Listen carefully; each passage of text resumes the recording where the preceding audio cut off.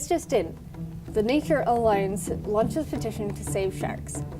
The Save Our Sharks project of the Dutch Caribbean Nature Alliance launched a petition yesterday calling for better protection of sharks in the territorial waters of St. Maarten, Saba, and the rest of the Dutch, Caribbean, and the Netherlands.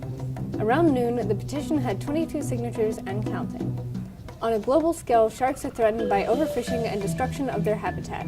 By signing the petition, people can show their support for shark conservation and encourage decision makers to protect these critical yet misunderstood creatures.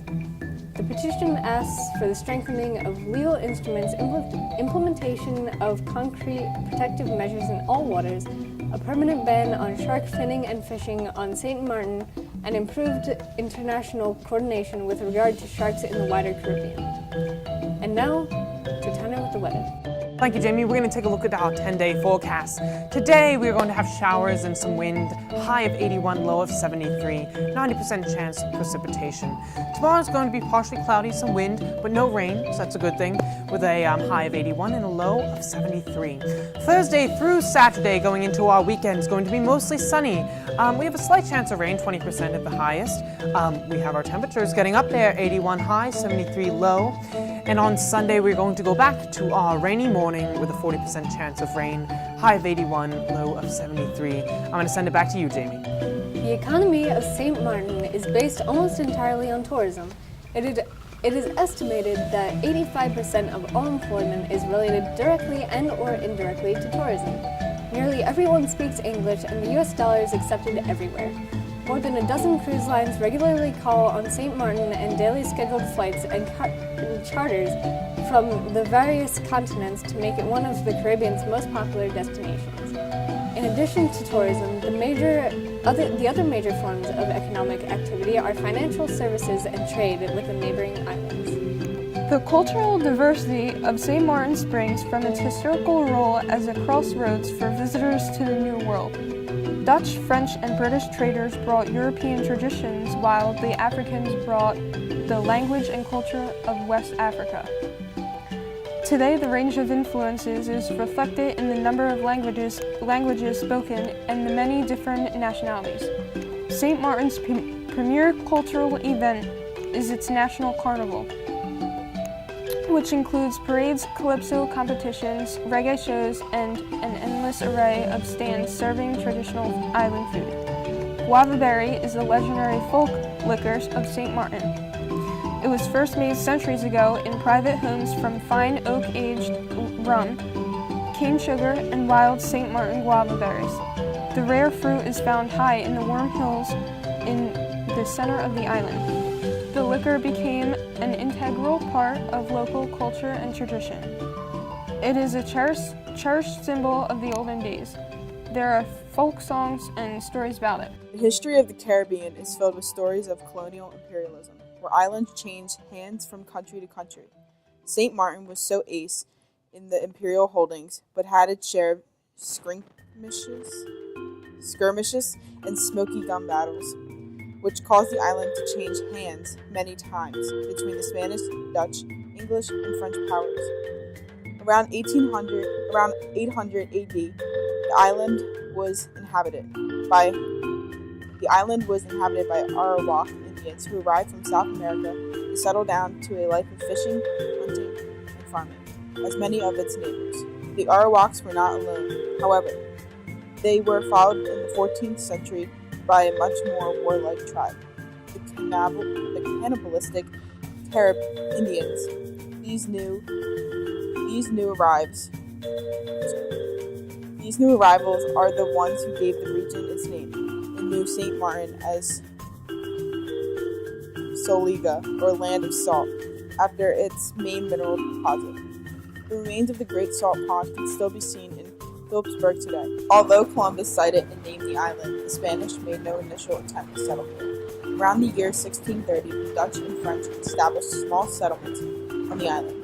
The Spanish must have not taken too well to this settlement. They saw it as a threat to their influence in the region and attacked the island, driving out both the Dutch and French settlements.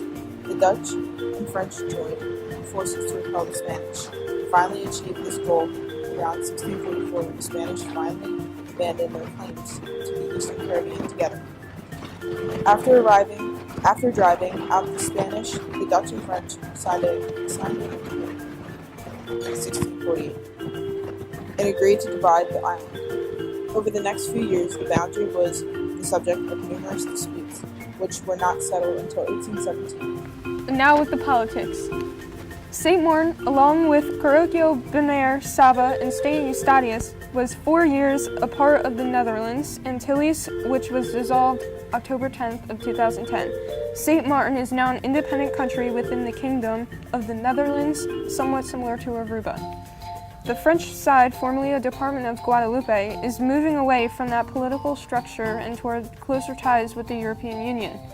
There is no discussion whatsoever about uniting the island as one country. Point Blanche. Major Patrick Wolk, commander of the Netherlands Royal Marines in Saint Martin, has been suspended from his post with immediate effect after what a source referred to as a bullying campaign to have the major removed from his position. The suspension happened some 3 weeks ago.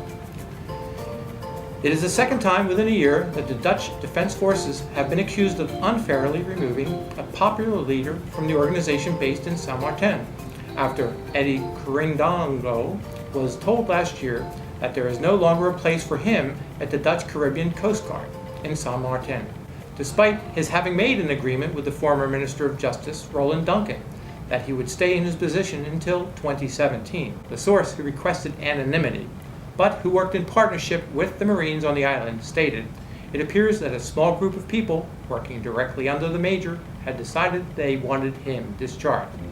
They were overheard as far back as 6 months telling other people that the major would not be staying on the island and that he would be leaving his post soon.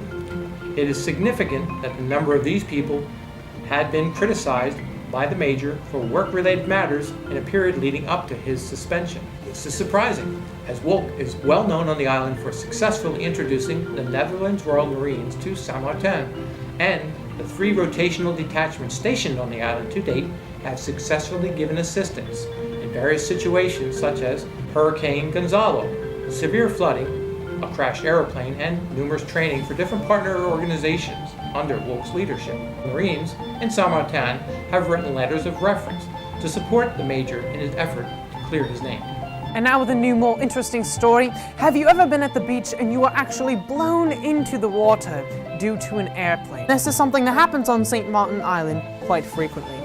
The beach Dutch side of the Caribbean island is known for its low-flying planes, which fly so close and above the beach that people can actually be blown into the water by the jet blast.